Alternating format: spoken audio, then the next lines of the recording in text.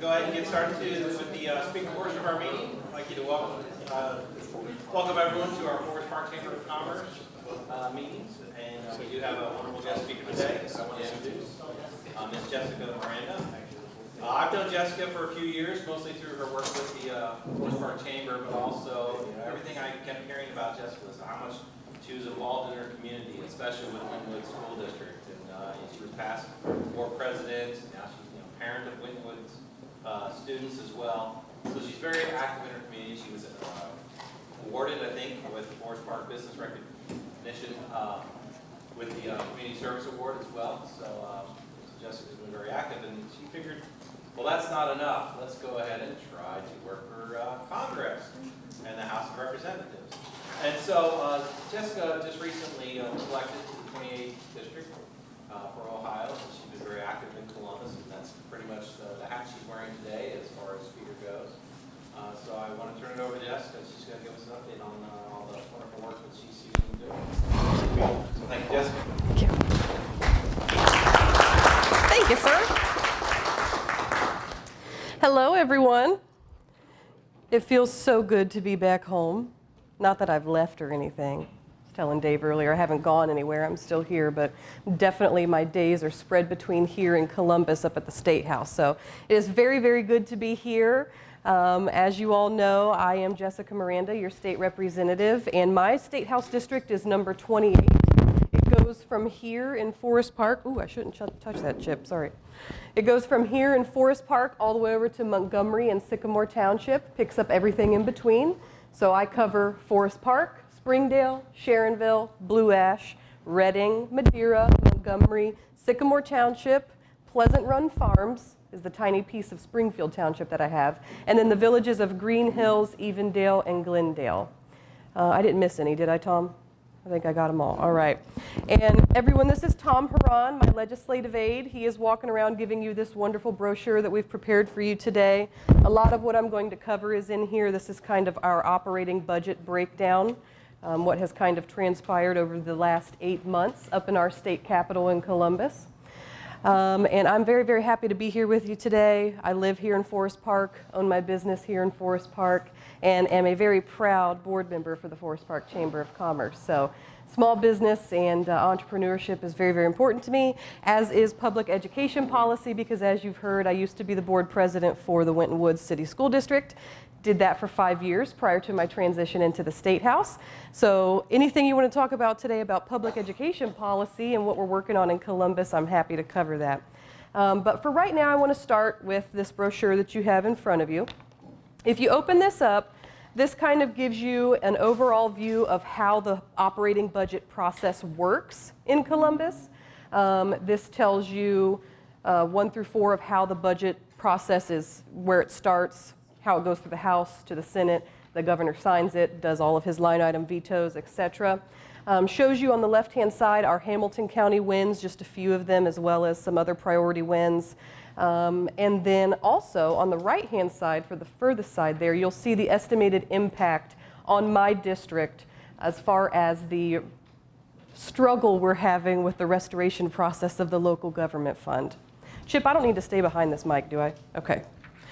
All right, so you'll see the breakdown here, Sharonville all the way down to Redding, of our local increase to local government, because I will tell you all, and a lot of you already know this, period, from back when I was campaigning, 2 of the biggest reasons why I wanted to run for the State House to try to make an impact here locally was because of the severe cuts to the local government fund that we have had and how that has impacted all of our communities, especially the ones that I represent here in Hamilton County, and the unfunded mandates on public education, which is something that makes us very angry every day in our local school districts, because as local school districts, we are always tasked with the hard part of making decisions of passing levies, right? And that is because we don't get what we're wanting or what we need from the state budget, then we have to turn it around and shift the whole tax process on our local property owners, and we don't want to have to do that.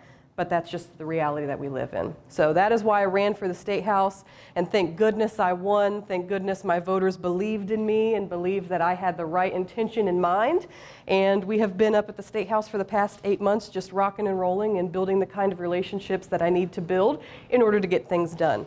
That's one of my strong suits, is building relationships. So I have built lots of relationships with people across the aisle, with different organizations, with different departments up in Ohio, in the Capitol. So we have a lot of things in the pipeline that we're working on, and we've covered a lot already in the last 8 months. So most important part of this brochure, of course, is the estimated impact in dollars to my local communities on that local government fund. Now, is it enough? As I was talking to city manager earlier, of course not. It is not enough, because in order for us to restore the last decade of cuts that we've had to the local government fund will take quite some time. It's a large mountain to climb, but I'm ready to climb that.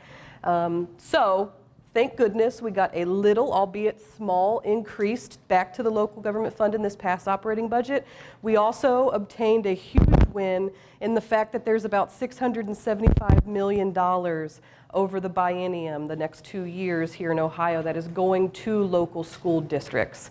And that is in the form of wraparound services. So we know, we have the superintendent of Winton Woods and Miss Denny here today from Winton Woods, that educating children in this day and age in 2019 is a lot more than just standardized tests. They require a lot more assistance than just learning all of the basic content areas. And that is where those wraparound services will come in handy. It's about educating the whole child, and sometimes in public school districts, in order for us to do that, it takes a lot more than just the book smarts, right? We have a lot of services that we use in Winton Woods, like Talbert House and many, many others. And I think these wraparound services will go really great and hand in hand with what we need to do to get our kids ready to receive the knowledge and get them performing how we need them to perform every day in their school career. So those are probably the two biggest wins that I love the most about the budget. Of course, there are probably 50 things I could count for you in the budget that I don't like. I think that's how budgets work, right? We have about 50 things we hate and 50 things we love. But I wanted to make sure that you knew about those two most important pieces, especially when it comes to public education and local government. We worked on 2 other budgets this year, which was the workers' compensation budget and the transportation budget. And I know everywhere I go and everywhere I talk about the transportation budget, they either love it or they hate it. So it was very interesting, the transportation budget. It is, I think, something that of course was needed in the state of Ohio. It was very interesting for me as a first-time legislator to see the first term of our governor come in and the first thing he was going to do was raise taxes. So that was kind of an eye-opener for me of how badly the state needed that. But here we are. The transportation budget passed. The Bureau of Worker Compensation budget passed, and that was just purely a funding budget for that one. We tried to add different things into that workers' compensation budget, like PTSD coverage, especially for our officers and our firefighters. Unfortunately, we were defeated on that. We had it in there in the House version, but the Senate took it out. So call your senators, tell them what you think about that. We would really love to have that in the next Bureau of Workers' Compensation budget, because we really believe that you guys deserve that and you need that. So there have been some bright spots, there have been some dark spots, but overall the first 8 months of my time in Columbus have been great. We succeeded in passing the budget, albeit late. I believe we were about 14 days late past the deadline, but we did it. I heard from some past legislators that sometimes the budget drug out to Thanksgiving, so I think given that comparison, we did a pretty decent job. So hopefully you'll start seeing the benefits here in the city of Forest Park and in the Winton Woods district and all the other places down here in my House district of what that means for the restoration, albeit small, again, of the local government fund. And there are some things we're going to continue to talk about regarding the transportation budget. See if there's some wiggle room that we can do for local governments, much like school districts have. So 3 budgets, a slew of priority bills that were all bipartisan bills, I would like to mention. The Speaker of the House had an intention to do priority bills, and it was the intention for them to all be bipartisan, which I think is a great thing, and a great thing that's happening in Columbus. So a lot of those have passed. Some examples of those is we passed House Bill 9, I believe is the number, which is taking a look at higher education and making it more accessible and affordable for folks to get their associate's degree faster. Because I think you all have heard that there's kind of this culture of workforce development happening in Columbus, and that is being driven by the lieutenant governor and a lot of us legislators that really believe that that is something we need to address here in Ohio, because we know all kids don't go to college, and we need to make sure that they have other avenues and things to do to be successful and to grow. So, House Bill 9 was great. That's going to kind of align all of Ohio's public universities to make sure that what is a credit here is also a credit here, and that it's equitable, and they can transfer that and get their associate's degree quicker and get out into the workforce where we need them. Let's see, what else has happened in the first 8 months in Columbus? It's so much, but I did want to highlight also in the operating budget that we had an increase to our local libraries as well. So that's also a great thing, because we know, especially in school districts, that our local libraries really help out with the kind of supplemental programming and things we need for our families, as well as computer and Wi-Fi access and things like that. So it was very important for us as lawmakers to make sure that the libraries had what they needed to continue to sustain the kind of outreach that they're doing in our community. So we did an increase for the local libraries. You'll see the other Hamilton County wins there in the brochure. Something else other than the produce perks that we did. Yeah, there you go. My Vanna White over here. Thank you, Tom. We did a program called Produce Perks, and if you haven't heard of it before, Produce Perks is a program that basically matches dollar per dollar on fresh fruit and vegetables for families and people who are receiving SNAP benefits. So what we did with that is we increased the state funding to that program that will allow that access out in local farmers markets. So you see a lot of times in our local communities like Blue Ash and Glendale, they have these local farmers markets. Folks who have SNAP benefits normally couldn't shop at those local farmers markets with their food card, right? So what we've done is we've expanded that program so that they can shop there. They get something like a token, and it matches it dollar for dollar, and they can get access to free local fruits and vegetables for the health of their family. And that also parlays into something that we've done for seniors as well. So there's a piece of that program that was in the budget that we're still working on how we're going to communicate that out to our community. But seniors also get benefits from that program as well, and they are on a kind of a matched dollar per dollar system to increase their access to fresh fruits and vegetables as well. So I think with that, how am I doing on time, Nancy? Good? Okay. So with that, I think I'll just open it up for some Q&A, because I don't want to sit here and lecture you all day long of what's happened in Columbus, because that could probably take all day and last overnight into the next day. But I'm sure you all have some questions for me, or you have some things you'd like me to know so that I can work on for you in Columbus. So does anybody have any questions, comments for me? Looking at you, city manager. We've already talked, but yes, that's the state, the gas tax obviously is something that we want to talk about. Mm-hmm.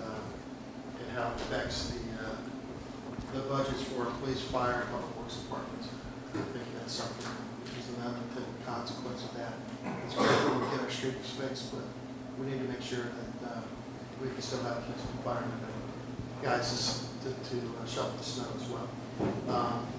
So we're really happy with the increase, and we look forward to using the gas tax to improve our streets there.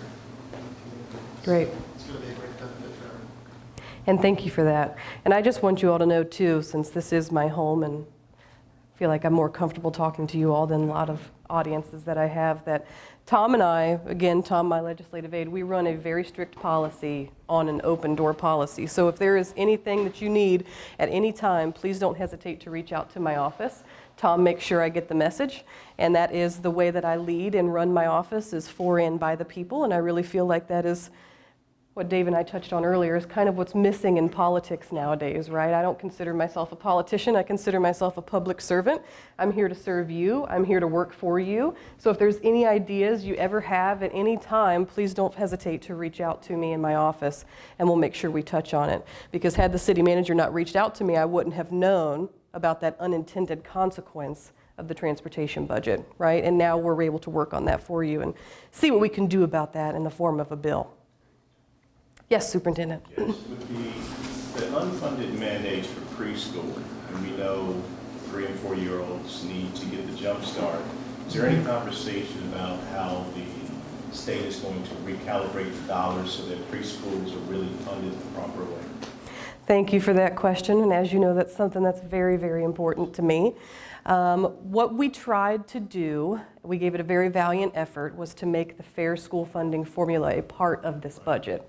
Unfortunately, that didn't happen because I think we realized that it was too big for it to be a part of the state operating budget. So what we're doing now, I know a lot of people in the community have thought, well, where did it go? Where did fair school funding go, right?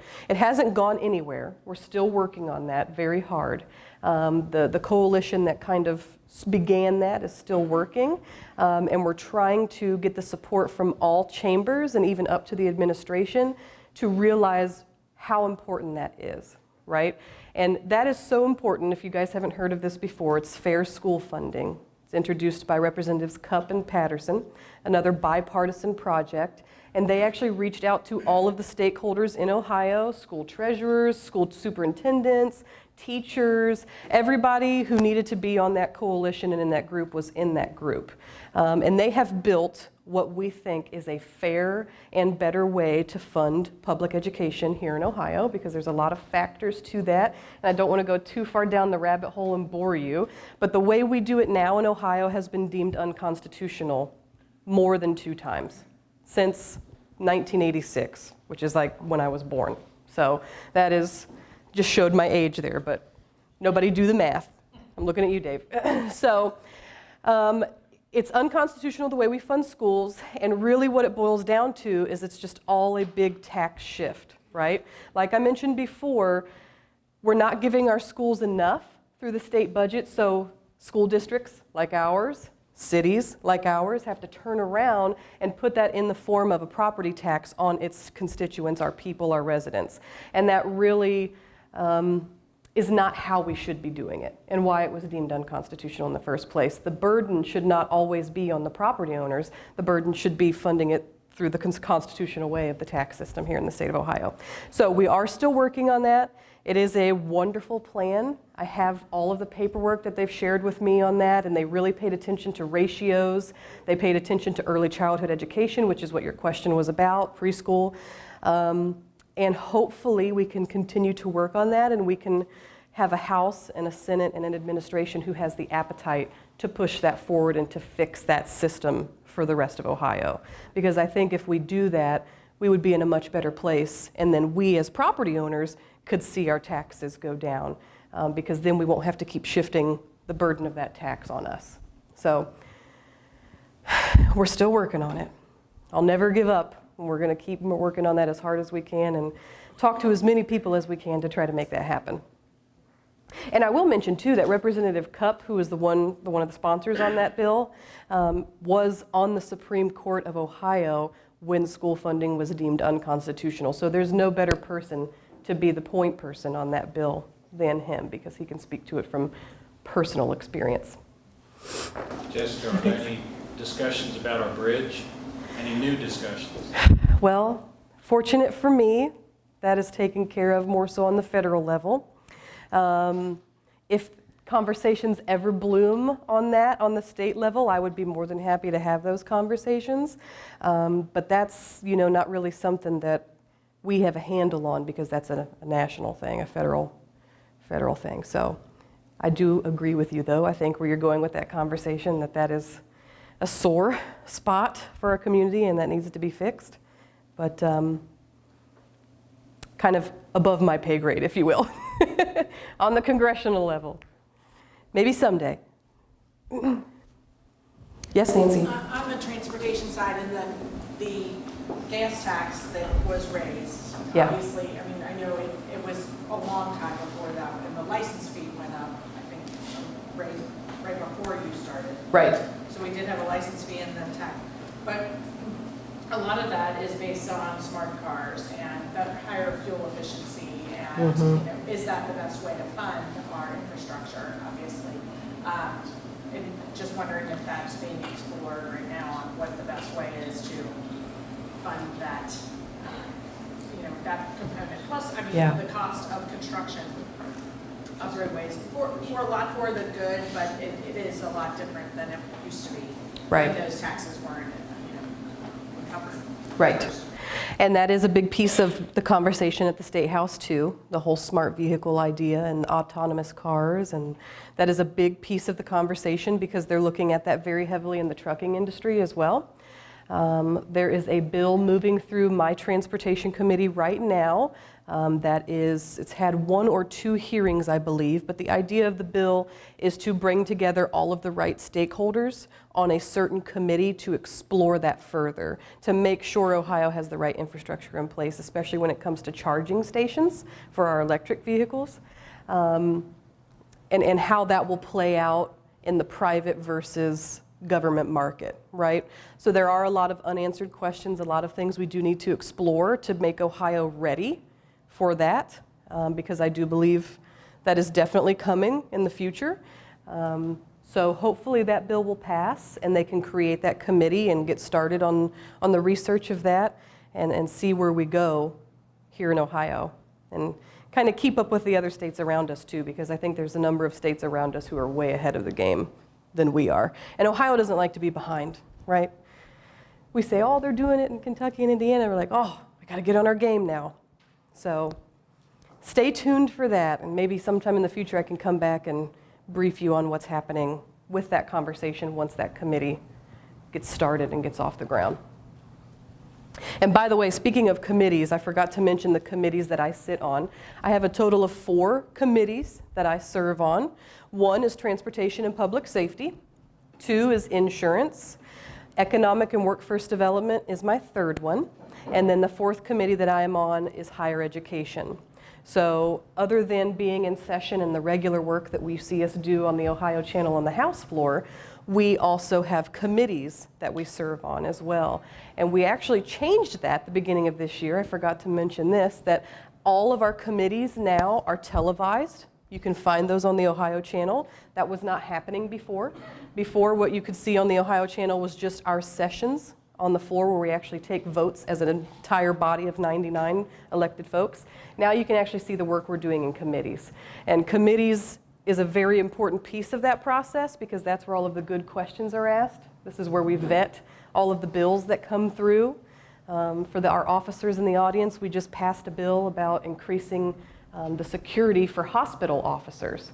And that came through my committee, actually, the Transportation Committee, and we asked some very good questions about that. And then it eventually passed on the House floor. So it's a really great way to kind of see how bills are born, how they're vetted, how they go through the hearing process, and then how they eventually come to the floor and we vote on them as an entire body, therefore making them law once they pass each chamber and the governor signs it here in Ohio.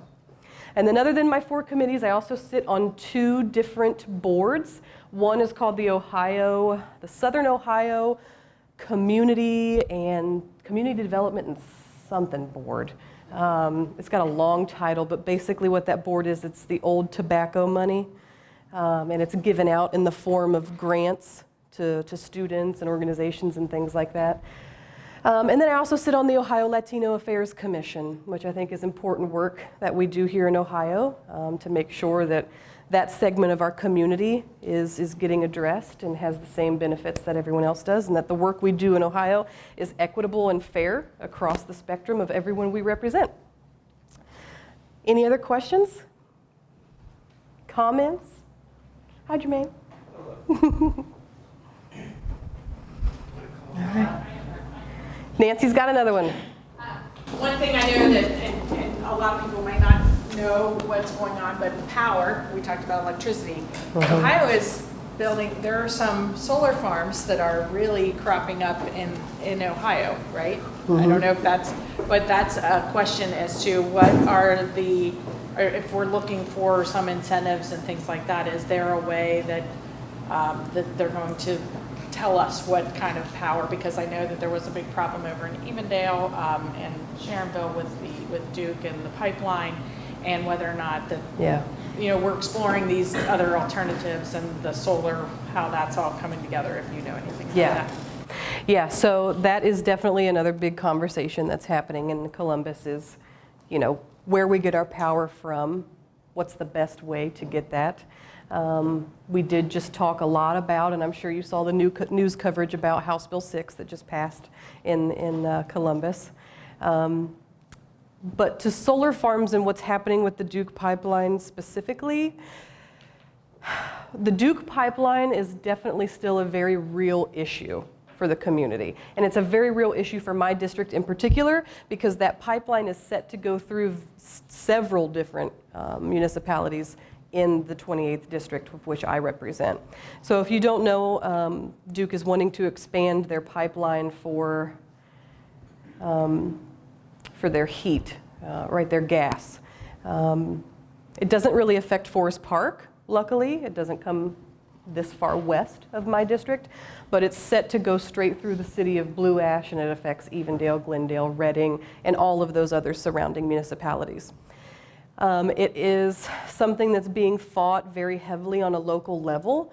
A lot of residents are up in arms about that because they are concerned not only with public safety, but also of the easements and things that were talked about to be placed on their property, and that is not something they want for their home values. So that is something that my office, Tom and I, we monitor that very, very regularly.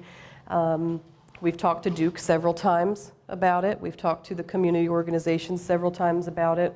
And we will continue to voice our concern, right? Because at the end of the day, that's my job. I work for you to listen to you of what your wants and needs are from state government. And if there's a segment of the population, and this one is pretty large, that doesn't agree with something that's happening, I will work as hard as I can to make sure we come to some sort of a resolution. So stay tuned on that one as well, Nancy. I'll be sure to report and put that in my newsletter as well on how that unfolds and where we go with that. But it is still very much in the hands of the PUCO board, so we'll see how it turns out. Yes, ma'am? What is the commercial that's being played all the time for Ohioans not to sign some petition for the Chinese and taking over power? What's that all about? Yeah, so that has to do with House Bill 6. That was the bailout, basically, of the first energy power plants in northern Ohio. So that did pass the House. It also passed the Senate. It came back in a conference vote, and then we voted on it again, and it passed again. And the governor has since signed it into law. So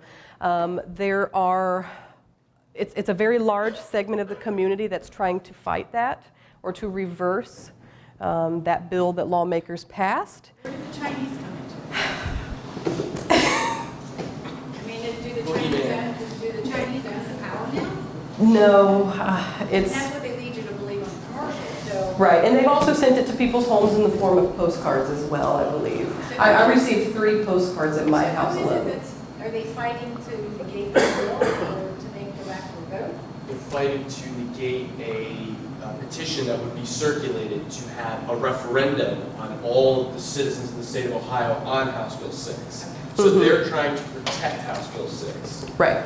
by publishing and getting all these ads out. So is House Bill 6 a good thing or a bad thing? That's a very good question. A lot of people here in Hamilton County like it, a lot of people hate it. So the fear in the beginning, when we began the conversation about House Bill 6, was the fear that everyone's bills would go up, right? Our rates would go up that we pay for Duke. And Duke Energy, fortunately, had no stake in the game with this bailout bill because it had to do with First Energy, which is mostly in northern Ohio. So the fear was that if we bailed out that company, that was going to have a consequence, as most bills do, whether good or bad, and that would make everyone's bills go up, right? And we didn't want to see that happen. And I knew that that wasn't what my people wanted down here in the Great 28 district, and we didn't want to do that, and that's not good for anybody's bottom line. So what began to happen as we worked on the bill, as things started to change, they changed a couple little things, and we're ensuring people that that wouldn't happen, but there's been several articles written since then to show kind of what that effect is of House Bill 6. And we can send you some really good articles because there's some great ones that have come out of Cleveland.com, the Columbus Dispatch, Cincinnati Enquirer had a couple, I believe. That way you can read them for yourself and kind of decide for yourself if that was a good or a bad thing. But I think, unfortunately, what this has done is this is going to be a long fight. And you will probably continue to get those postcards and see those commercials. And quite frankly, we were seeing those commercials while we were discussing the legislation in Columbus. Who's paying for the commercials? State of Ohio or some? No, no, this is an outside group. Mm-hmm. Mm-hmm. Yep. So again, that's another thing to stay tuned on, because this will probably drag into next year. Anything else? Yes, sir. So the state of Ohio passed medical marijuana a few years ago, and it's being rolled out, but it's really kind of falling behind at the time. Is there anything going on at the State House with regards to that, or to cannabis in general? Yeah. Yeah, so a bill actually just passed regarding hemp. They passed that. When I first took office, actually, this was back in either January or February, I had the pharmacy board come and meet with me because I wanted to ask them those questions. Where are we on it? How does that look for our communities? Because I know here, specifically in Forest Park, we were looking at one of the dispensaries possibly being here. Yeah. So it's interesting because they wanted to, the THC piece of it is the piece that's being worked out right now so that it can be implemented in a timely manner for the rest of the state. What was happening is you would have places, and I have places in my district like Hemptations on Reading Road that were selling the CBD oil. And many of our gas stations and mini marts were selling that as well, and people were relying on that for different kinds of health conditions. And then they passed medical marijuana, and that ability for all of these businesses to sell that product got taken away. So they have now, I think, dealt with that in the new cannabis or the hemp bill to now restore that to all of those places so that they can sell those products, because they wanted to keep that as a controlled substance, right? And now we'll see what the hemp bill does, if it kind of releases it back to those local authorities and local businesses to sell that product again. But their argument was, especially here in Southwest Ohio, is it was hurting the businesses, right? Because we're so close to so many borders, Indiana and Kentucky, people can just go over there and get what they needed. That's also an argument for the gas tax too, is people can just go to Kentucky and get gas, or Indiana and get gas. So that's still being worked out. I do agree with you, however, that has been a very slow implementation process. Yeah, go ahead. I mean, in Forest Park, we kind of went from no, we don't want it at all, to it could be something in the right place that could be good for the community and for the people. And then, but there were only 3 licenses to go in all of Hamilton County. And I just feel like, I felt this from the beginning, that the state is setting up a cartel. Essentially not a monopoly, but Control. multiple business where nobody can enter and compete. And I just wonder if there's a sentiment to liberalize that, and also just given what's going on in the country. I don't know how to answer your question on sentiment, because I don't want to speak for any of my other colleagues, especially the ones in the other chamber. I guess nobody's introduced a bill to do that. Not yet, no. I think it's still very much so in the infancy of the program, with the slow rollout and the slow implementation, that they're still trying to get, their legs underneath them and get it all sorted out before they have or entertain that conversation to expand, right? So again, that's something that's going to have to work itself out, that we're going to have to keep an eye on. But thank you for that question. And thank you for your perspective from Forest Park as well. I appreciate that. Yes, sir. So kind of piggybacking off of that, looking at the increases in the budget, and any of that money directed towards any type of opioid, prevention or treatment or anything. Yes, so there's a couple different things in the budget that touches on the opioid epidemic in so many of our communities. The big piece for me was that wraparound money for student services, the $675 million, because we know kids are coming to school and that is their lifestyle. That's what they have to deal with at home. And we need to be better equipped as schools to have the resources to help that child so that they can do normal things in school, right? Learn about math and science and not have to worry about what's going on at home. And I have a particular piece of my district, which is the city of Reading, where the opioid epidemic has been quite rampant. So we have addressed that in several different ways in the budget. It's kind of like an indirect way of addressing it, but it is definitely the appetite of, I would say, my chamber in the House and also an appetite of the governor to address that in our communities and kind of find out creative ways that we can deal with that as a state body. Can you give a couple examples of what you see by wraparound services? So wraparound services in school districts, think children come to school. Many different kids have many different issues, either at home and in their school life. So think when they come to school, we have school resource officers. We have supplemental services like the Talbert House. And I know the superintendent could list off probably 1,000 others, but social services that we have to bring in to our schools, school psychologists, things like that.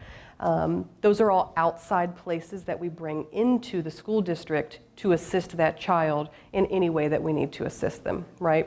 Because that's kind of the reality of what public education has become, and education in general is we're not just teaching anymore, it's the whole child. It's all of those services wrapped in one. So schools all the time have to go outside and bring those services in many different ways, social services, to make sure that the kid is taken care of. So when we talk about wraparound services, think that. That's what that means, a kind of a global way to wrap around the child and make sure they have what they need, both in school and at home, right? You're welcome. Question. Yeah. Back to the marijuana section. We should have brought those cards. Discussion on the ability to test and testing facilities. Mm-hmm. I'm probably wrong on this, but I know there's some issues with regards to the ability to define or to determine whether it's illegal drugs or prescription drugs at some level, and they're not able to test for it properly. Yeah. Is there maybe shed some light on that, or is the state crime lab or whoever is supposed to be doing that? Are they providing funding for the local folks, or are they doing it? I don't know. Yeah, that's a great question. We're going to be able to test for that. Right. And I think that kind of goes into your question earlier as well, is that this whole process is still very much so lagging, right? Because the law was passed a couple years ago, and here we are still having all of these questions surrounding what that looks like and how local communities are going to deal with it, right? So we have these cards that the pharmacy board, I believe, makes, and it's all of these kind of FAQs about the new marijuana law. So we're going to make sure that you have those. Tom will make sure we send some to Forest Park, and that way you can distribute them around to everyone here, and I'll get some to Nancy as well. Because a lot of times all of these questions right now are falling under that certain department, which is the pharmacy board. So they are getting hit with all of this while they're still trying to figure out how to run the program. So I can't answer that question for you yet, but we will get you the resources that you need to be able to better understand where that is in the process and where they plan to go, and hopefully when it'll all be sorted out and ready to go in our communities. Anybody else? All right. How are we doing on time, Nancy? Good? All right. Well, thank you all so very much for having me and Tom, my legislative aide, today. Again, I can't reiterate it enough. If you need me for anything, I work for you. Please don't ever hesitate to contact me or Tom, and we'll get you the resources you need or the information you need to answer the question, and or if you have a good idea of what you think state law should be here in Ohio or what should be fixed, let me know, and we will see if we can work on it for you. All right? Thank you all so much again.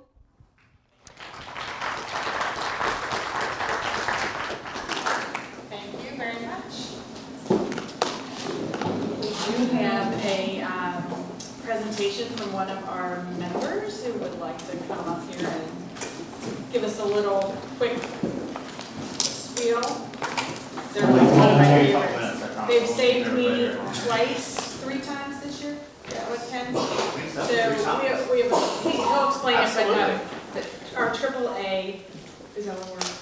AAA Bob Summer. Bob Summerall. Yep. But AAA Bob Summerall, and we have a great partnership with them, with the chamber, and so. So yeah, no, that's fine. No, we've been trying to work out with our home offices in Delaware. So we do finally have some special Chamber of Commerce employee pricing set up for you guys finally. I've got a flyer with some of the basic information on there and my phone number. I've got to leave some here if you guys want to pick them up and give one to Nancy. She can attach it to the flyer next month, digital copy or however she wants to do it. Yeah, it'll be as on our well. website. Okay, that's fine. And then another reason why I'm here is that next month we are hosting, for the 4th year, we are doing a Winton School District Employees Appreciation Day at our office. This is something when I started 4 years ago that I wanted to try and get off the ground, get going. I am born and raised in Forest Park. I am a graduate of Forest Park, 1987. Best class ever at Forest Park. No one will tell you any different. It's the best place everywhere. Absolutely, it is. Anyway, absolutely. And so what we do is we open up our business. And we work with the school districts. So we pick a day that they have an in-service day, and they can come over to our shop and we cook out for them all day long. Hamburgers, hot dogs. We put together gift baskets for them, enter to win giveaways, car inspections. So what we just wanted to do is kind of reach out to you guys that have businesses. If you would like to donate a door prize, or if you want free advertisement, if you got a flyer about your business that you'd like us to include in their gift bags, pens, pads of paper, anything like that, I'm sure that they would greatly appreciate that. I've got some flyers. We're doing it on October 18th. If you need me, I can come by your business and pick things up, or we're right over here on Chase Plaza Drive, across the street from Cancun. And I just wanted to put that out there for you guys as well. Like I said, if anyone wants to donate, we do it every year for them. It's a great deal, because I like to thank them because they have done so much for me my whole life living in Forest Park. So, all right, thanks. And I'm not kidding that I had 2 dead batteries this year in 2 different cars, and AAA came and saved me. And I got a discount when we went to Houston Winds too. Do we have anything from the city that you would like to report on? Don, would you? Nothing to report on, but Okay. we did have a couple of events in the last couple of weeks. There's your name. You can come on up here. This is just off the top of my head. We had the sickle cell anemia run, 5K. I think it was last weekend or weekend before last Saturday. Tremendous event, great turnout. We hope to make it bigger and better next year. It's a great organization and a great group of people running it, and their mission again is to help not only for the cure, but also to help the people that are struggling with it locally. So next year, we hope to maybe get some teams next year from various employers and really stretch that out. But it was a great event and something that we were just the host. We really didn't have a lot to do with it. Jermaine was one of the organizers, but and the city participated, and it was a great event. So that's the thing that's going on now. We are getting into the school year, and so hopefully we'll be as it gets ready to be snowy. Make sure you follow all the rules, and your employees follow all the rules with regards to how they park and snow events and things like that. But I really don't have anything to report other than things are going well, and the city is moving forward. So, any questions? Good. Thank you. Thank you. So our next meeting will be, we do not meet in October here for the Forest Park Chamber, but we do have the RCP event, which will be at Maple Knoll Village's restaurant, the Manor House Restaurant, and we, interestingly enough, have OKI coming to speak, and he will discuss the smart cars and our infrastructure needs and the he's not going to focus on the transportation issues that were brought up, but he will take those questions and answers, and give answers about the bridge and other infrastructure issues that we have. One other thing, sorry. Ryan will smack me if I don't do it. We are, in November, there will be a ballot issue. I think it's 27 and 28, maybe 28 and 29, I forget the numbers. But it's about energy aggregation. So we're talking about the use of renewables. And it'll basically, the city of Forest Park is one of the few communities that have not aggregated as a community. And it's going to allow us the ability to shop around for the community to get lower rates and get a basically bulk pricing on our gas and our electric. And we expect significant savings for all, at least the ability to save for most of our community. It also has a renewable energy option, so you can pick renewable energy as your option within this aggregation. So you might be hearing some things, you might have some questions about it, but this is the first step which allows us to establish the plan.